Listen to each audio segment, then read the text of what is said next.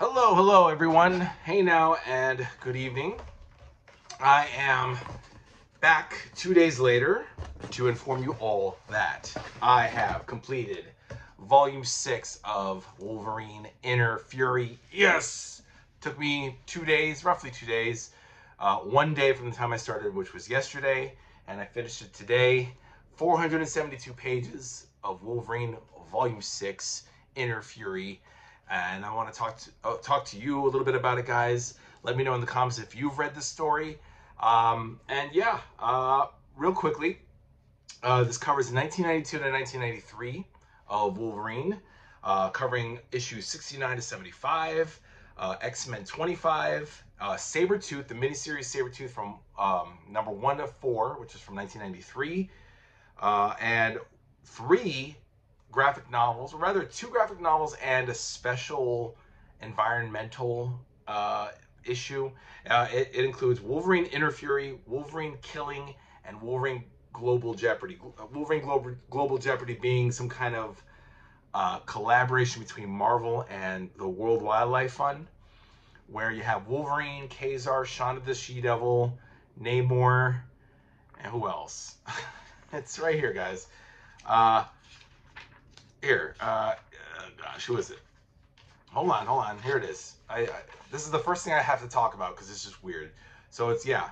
So here, this is the cover right here. Wolverine Global Jeopardy, and you literally have, it's like We Are the World, right? But this is like 1993, and you have these characters dealing with some dude who's I don't know, killing or poaching. He's not even really poaching. There's no immediate threat or danger, but it's so weird because, like, right on the side there, you have one side which has the story, the adventure, and then on the other side here, the right panel, you have like facts and figures about orangutans, harp seals.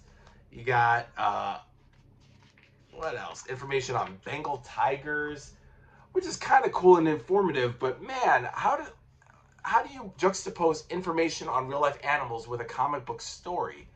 I was like, I was scratching my head a lot, guys. This was like very mystifying. I mean, I know the intentions were good, but you know, I just don't get it.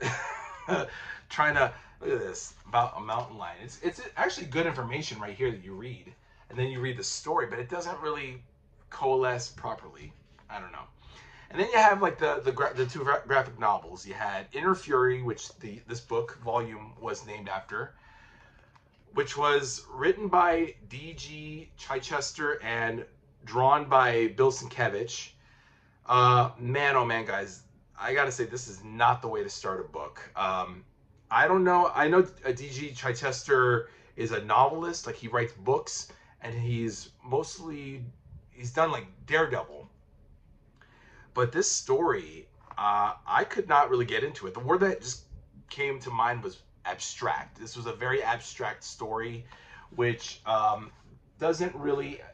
The art is good by Sienkiewicz, but the problem is the writing, the dialogue is so dense. You can't really understand what's going on. You kind of can, but it's not told in a very, like in a nice flow. It's just very...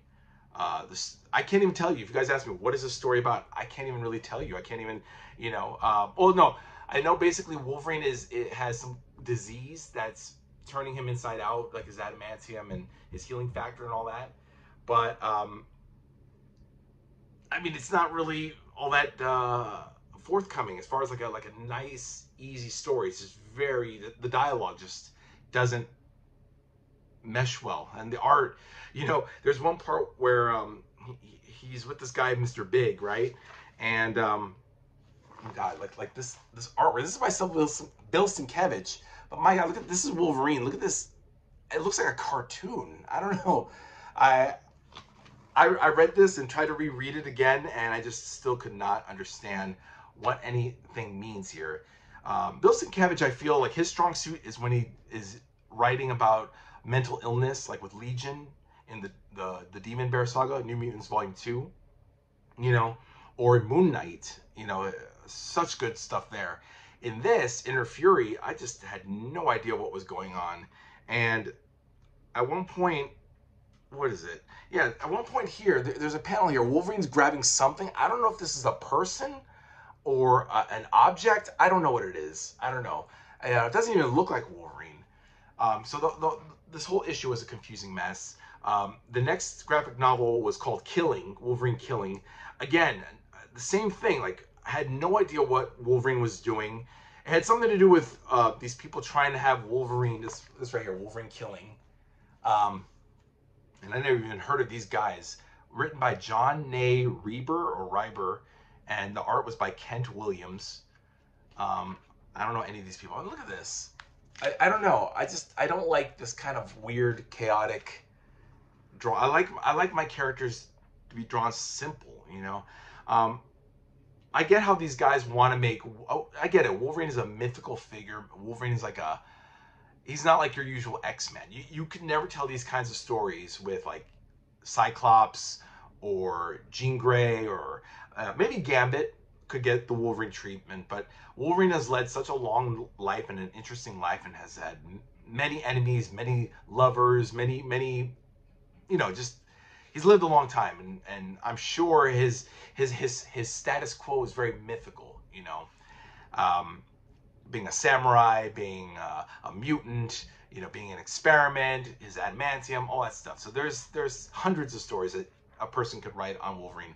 But this one, Killing, I just didn't get it. Wolverine just basically goes off on his own to the Himalayas, and meets up with this girl who's supposed to give birth to his child, and they're supposed to be manipulated into fucking.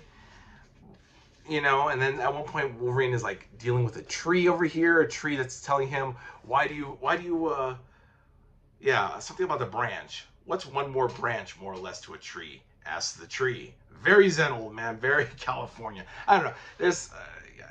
I don't know. He's talking to these mythical characters, but they're not really there. Wolverine's kind of having a fever dream. But I could be wrong. I mean, again, guys, like Inner Fury, I just could not understand this story. It's like they try to make Wolverine a little too existential, and I just want a simple comic book story, guys. I don't know. But the rest of the volume is actually really good.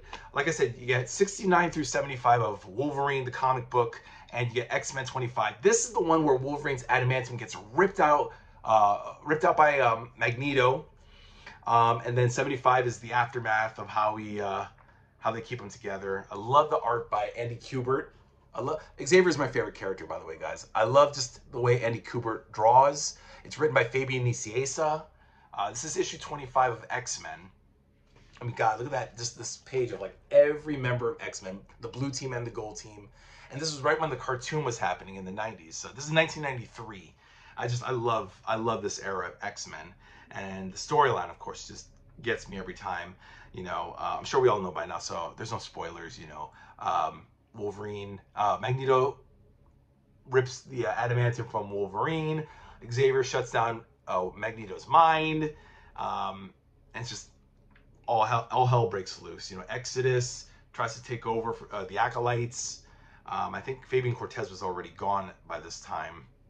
But there was a lot happening, you know. Beautiful art by Magneto there.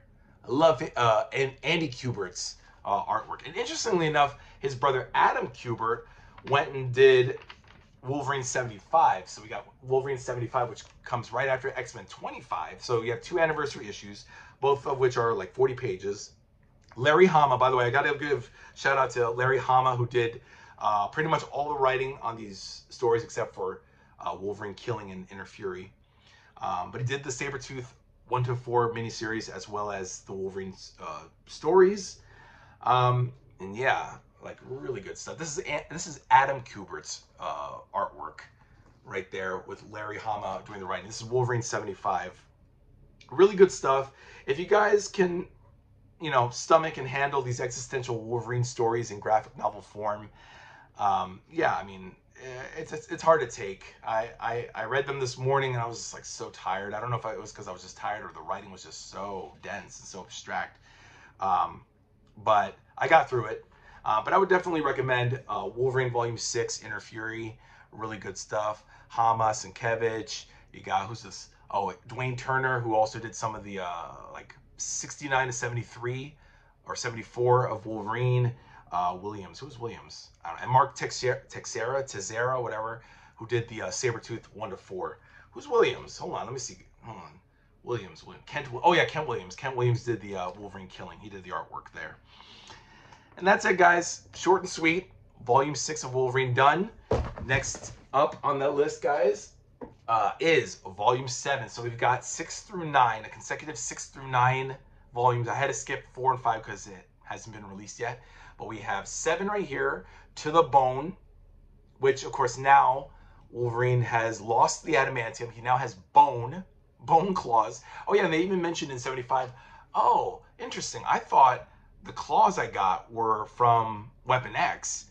I didn't know I was born. Wolverine's like, I didn't know I was born with these claws. I never remembered having these claws. So it's interesting. I remembered vaguely back in the 90s that they had mentioned that his claws were a part of him. Like he, you know, must have been born with these claws, and it was not given to him as originally told in, you know, some story where, you know, during the Weapon X saga, he got them from. So I don't know. I'm excited. Volume 7 is going to cover 1993 to 1994, Wolverine 76 to 86, Cable 16, some more graphic novels. We got Wolverine Evolution, Wolverine and Nick Fury Scorpio Rising, which I assume is the sequel to Scorpio Connection, and Ghost Rider Wolverine Punisher the Dark Design. Ooh. Nice. That's a nice team up there. Ghost Rider, Wolverine, and Punisher. I like that. Oh yeah, and look, we have LCD and Albert coming back, and it says right up there, adamantium no more. So Wolverine has no adamantium. I think he gets it with issue 100, which I think is covered in the very last issue of volume 8, the next volume. So we're gonna deal with Wolverine without adamantium. That's volume 7, guys. To the Bone, which actually just came out last year. So it's a pretty brand new book, very clean looking. So yeah, this is what I'm reading next, guys. All right, guys, let me know in the comments down below if you guys also read volume 6, Inner Fury, if you've read volume 7, To the Bone. Let me know what you guys think. And I'll see you next time, guys. Bye.